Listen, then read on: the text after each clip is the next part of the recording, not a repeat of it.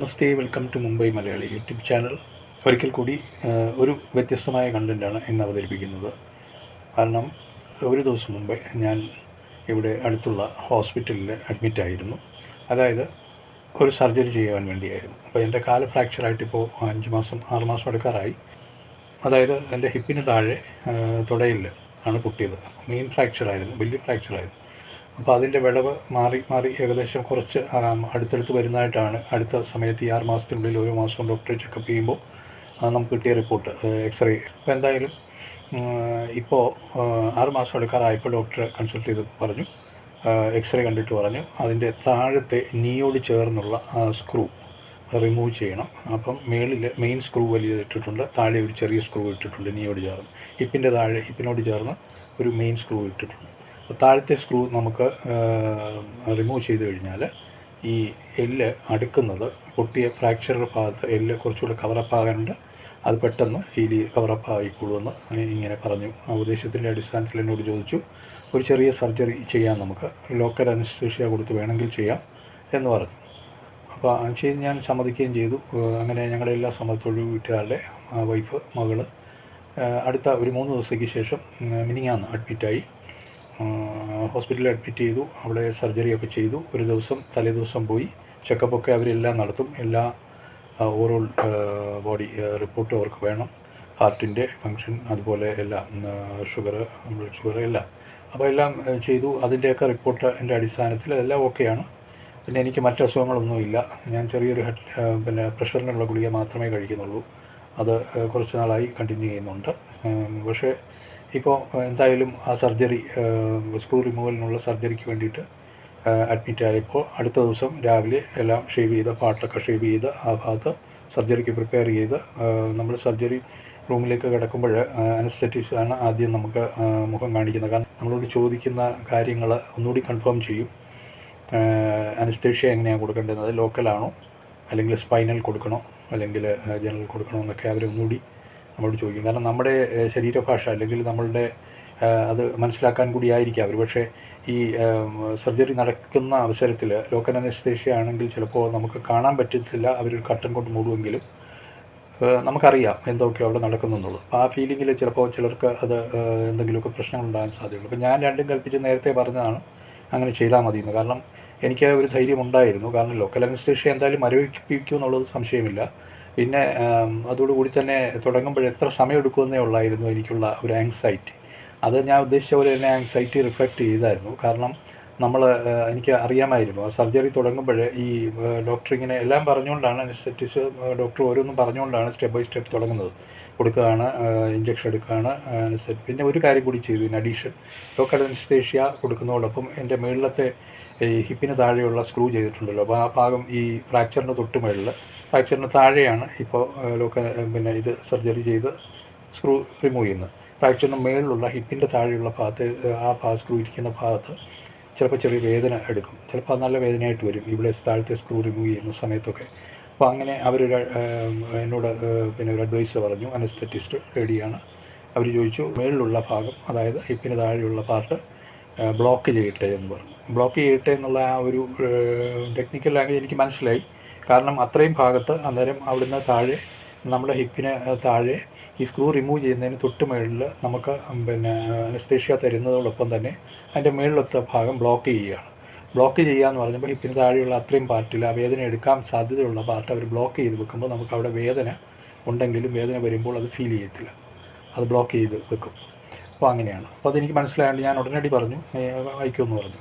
അപ്പോൾ അത് വലിയ പ്രശ്നമുള്ള കാര്യമല്ല എന്ന് എനിക്ക് ബോധ്യമുണ്ടായിരുന്നു. എന്തായാലും തുടങ്ങിയപ്പോൾ കട്ടനൊക്കെ പിടിച്ചിങ്ങനെ അവരൊക്കെ നമ്മളിങ്ങനെ കൂളാക്കാൻ വേണ്ടി ഓരോന്നൊക്കെ ചോദിച്ചുകൊണ്ട് ഇങ്ങനെ സംസാരിച്ചുകൊണ്ടിരുന്നു. എങ്ങനെയാണ് എന്താണെന്നൊക്കെ ഞാൻ പറഞ്ഞു ഇതുപോലെ സംസാരിച്ചുകൊണ്ടിരുന്നു.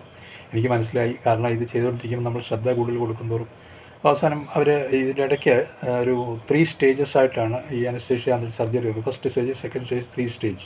അതായത് 3rd സ്റ്റേജിൽ നമ്മൾ സർജറി തുടങ്ങുന്നതിന് തൊട്ട് മുമ്പ് 3rd സ്റ്റേജ് എന്ന് പറയുമ്പോൾ നമുക്ക് ഓക്സിജൻ മാസ്ക് തരിക. ഓക്സിജൻ ഇൻ കേസ് നമ്മുടെ എന്തെങ്കിലും തരത്തിലുള്ള ഒരു ചെറിയ ഓക്സിജൻ ഇത് വരുന്ന ഒരു സമയമുണ്ട്. അതായത് അത് 3rd സ്റ്റേജ് എന്ന് പറയും. നമുക്ക് ഓക്സിജൻ കിട്ടാതെ വരുന്ന ഒരു സാഹചര്യം പോലെ ബോഡിക്ക് ഫീൽ ചെയ്യുന്ന അവസരത്തിലാണ് ഈ മാസ്ക് വെച്ച് തരുന്നത്.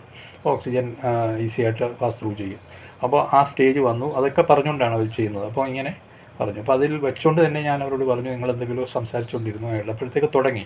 അപ്പോൾ സർജറി തുടങ്ങുമ്പോൾ നമുക്ക് ആ സൗണ്ടും ഒരു ഇതൊക്കെ കേൾക്കാൻ സാധിക്കും, ഇങ്ങനെ കിഴിക്കുന്ന സൗണ്ട് അവിടെ ആ ഭാഗം അത്രയിടം. അപ്പോൾ ഹോളിടുമ്പോൾ പിന്നെ ബ്ലീഡിങ് വരുന്ന ഭാഗം വരെ എനിക്ക് ഏകദേശം ഫീൽ ചെയ്യുന്നുണ്ടായിരുന്നു. അവർ ആ തുടയ്ക്കുമ്പോൾ എനിക്കറിയാം താഴെ ഇങ്ങനെ എന്തൊക്കെയോ വെച്ച് തുടയ്ക്കുന്നു, പെട്ടെന്ന് കിഴിക്കുന്നു വീണ്ടും.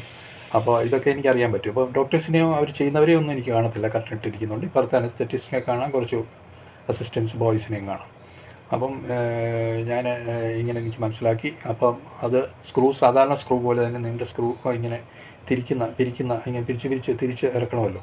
അപ്പോൾ ആ സൗണ്ട് ഇല്ലെങ്കിലും എനിക്ക് ആ ഫീലിംഗ് ഉണ്ടായിരുന്നു. അതവർ തിരിക്കുന്നതൊക്കെ എനിക്കറിയാമായിരുന്നു, ഫീൽ ചെയ്യുമായിരുന്നു. പക്ഷെ വേദനയില്ല എന്നുള്ളതാണ്. വേദനയില്ലെങ്കിലും ഒരു ചെറിയ ഒരു സെൻസേഷൻ എനിക്ക് അനുഭവപ്പെട്ടു. അതെന്താണെന്ന് എനിക്ക് പറയാൻ അറിയത്തില്ല. അത് ഒരു നമ്മൾ പറയത്തില്ലേ ഈ പിന്നെ എല്ലയിലൊക്കെ അല്ലെങ്കിൽ പല്ലയിലൊക്കെ നമുക്കൊരു ഒരു പ്രത്യേക ഒരു അനുഭവം ഉണ്ടാവില്ല, ഒരു പുളിപ്പൽ പോലെ എന്തോ ഒരു അങ്ങനെ ഒരു ഇത്. അത് ചിലപ്പോൾ ആ തോന്നൽ കൊണ്ട് നമുക്കുണ്ടാകുന്നതായിരിക്കാം, പക്ഷെ ഒന്നും അറിയില്ല എന്നാണ് അവർ നേരത്തെ പറഞ്ഞത്. പക്ഷെ എന്തായാലും അങ്ങനെ പ്രത്യേകിച്ചൊന്നും അറിയാനില്ലായിരുന്നു, അങ്ങനെ പെയിൻ അല്ലായിരുന്നു, ഒന്നുമില്ലായിരുന്നു. അത് ഏകദേശം ഒരു 25 മിനിറ്റ്, എനിക്ക് തോന്നുന്നു 30 മിനിറ്റ് നീണ്ടുപോയി കാണും. 25 മിനിറ്റ് അത് താഴെ വരത്തുള്ളൂ. അപ്പം അത് കഴിഞ്ഞു എന്ന് പറഞ്ഞു. അപ്പോൾ ശബ്ദമൊക്കെ ഇടുമെന്ന് പറഞ്ഞ ഒരു സൗണ്ട് ഇങ്ങനെ കേട്ടു, അത് ആ സ്ക്രൂ എടുത്ത് ഒരു പാത്രത്തിലോട്ട് ഇടുന്നത്.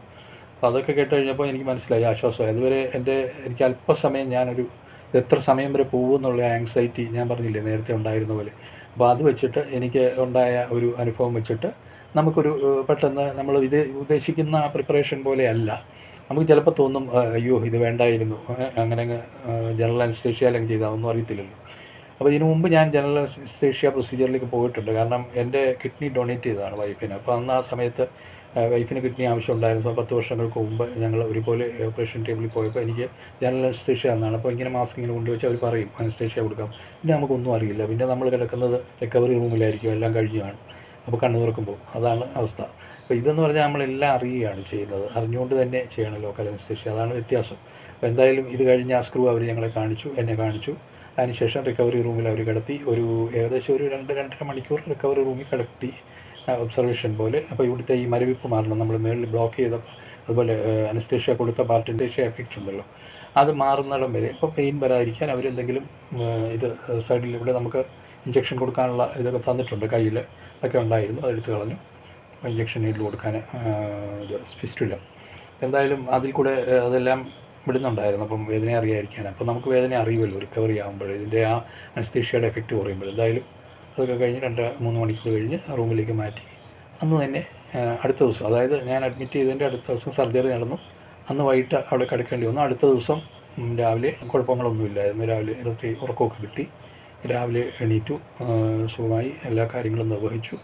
അപ്പം ഡോക്ടർ വന്ന ആദ്യത്തെ റൗണ്ട്സിൽ തന്നെ പറഞ്ഞായിരുന്നു, കാല് കുത്തി ഇനി നടക്കണം. കാരണം കാല് കുത്തി നടക്കണം, വടി സഹായം പിടിച്ചോളൂ, പക്ഷേ കാല് കുത്താൻ ശ്രമിക്കണം. കാരണം ഇനി ഗ്യാപ്പ് അടുക്കണമെങ്കിൽ താഴെ നമ്മൾ ആ സ്ക്രൂ റിമൂവ് ചെയ്തുകൊണ്ട് അത് എഫക്റ്റീവായിരിക്കും കാല് കുത്തുന്നതെന്ന് അമർത്തുമ്പോൾ.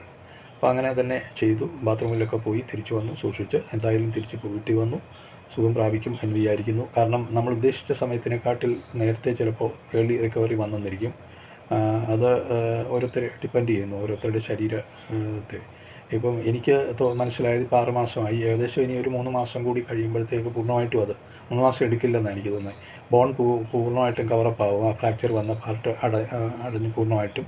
പിന്നെ മുകളിലത്തെ സ്ക്രൂ നമുക്ക് എടുക്കാൻ സാധിക്കുമെന്ന വിശ്വാസത്തിൽ, അടിയുറച്ച വിശ്വാസത്തിലാണ് ഞാൻ.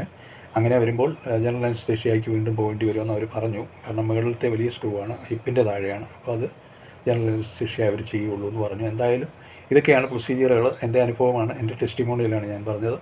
എന്തായാലും ഡോക്ടേഴ്സ് കോൺഫിഡൻസ് കൊടുക്കുന്നതിലും അനസ്തെറ്റിസ്റ്റ് കോൺഫിഡൻസ് കൊടുക്കുന്നതിലും വളരെ പാർട്ട് വഹിക്കുന്നുണ്ട് ഒരു സർജറിയിലെന്ന് എനിക്ക് മനസ്സിലായി. അതുപോലെ അവരുടെയൊക്കെ ആ ഒരു പെരുമാറ്റ രീതി, പിന്നെ അവർ ആ സർജറി നടക്കുന്ന സമയത്ത് ആ ഒരു ചിരികളും കാര്യങ്ങളും ഒക്കെ അവിടെ ഞാൻ കേട്ടു. പക്ഷേ അത് അരോചകത്തിനേക്കാൾ അല്ല ഒരിക്കലും. കാരണം അത് കൂടുതൽ നമുക്ക് ലൈറ്റാക്കാനായിട്ട് ആ സംഭവം അല്ലെ ആ സിറ്റുവേഷൻ ഉപകരിച്ചു എന്നാണ് എനിക്ക് പറയാനുള്ളത്. എന്തായാലും എന്നെ ഓപ്പറേറ്റ് ചെയ്ത ഡോക്ടർ മെയിൻ ഡോക്ടർ അല്ലായിരുന്നു, അദ്ദേഹത്തിൻ്റെ അസിസ്റ്റൻറ്റ് ഡോക്ടറാണ് ചെയ്തത്.